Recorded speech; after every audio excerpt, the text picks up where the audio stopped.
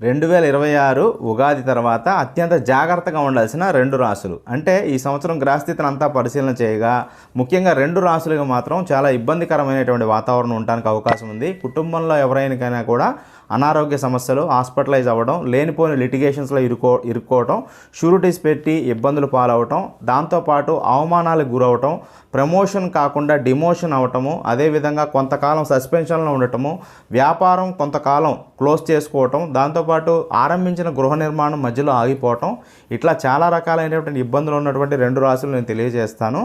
ఆ మొట్టమొదటి రాశి సింహరాశి, రెండవ రాశి కుంభరాశి.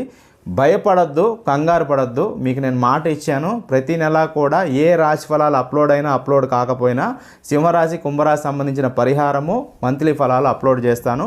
వాటిని ఫాలో అయ్యి దైవబలం పెంచుకొని ఖచ్చితంగా అభివృద్ధి పదంలో నడవాలని చెప్పి కోరుకుంటున్నాను. సో ఆ యొక్క లక్ష్మీ నరసింహ